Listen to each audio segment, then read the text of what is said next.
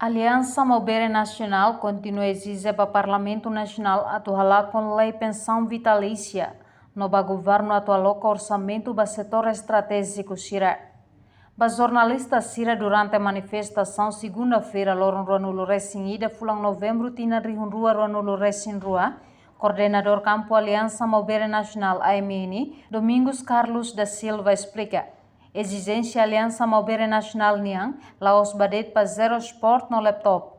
Mas B AMN e Ramos exigência tolo seluk, hanesan contra no haruka atu halo alteração da lei. E atualmente o Parlamento Nacional kata e tem exigência lá hoje para fazer sport no laptop atau para, mas itu ya exigência hat, ida makonhang kita termina no ruang kita contra no haruka para atu halo alteração da lei 6 metros, lei número 1 2006. No terceiro, então, curso para atuar contra a lei pensão vitalícia, lei número 1 2007.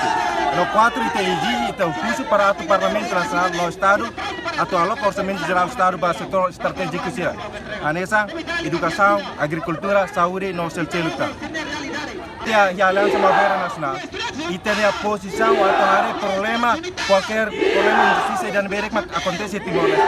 Mas bem da e tem a exigência mas ao curso lá, depois ita se hare problema injustiça se mesmo dura se Timor-Leste. Aliança Mobere Nacional e a posição hare problemas injustiça saída date, mas que acontece em Timor-Leste, atolabele buras babebeik.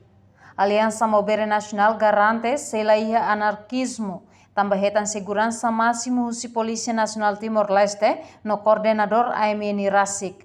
Reportagem da Zaveira Televisão Timor-Post.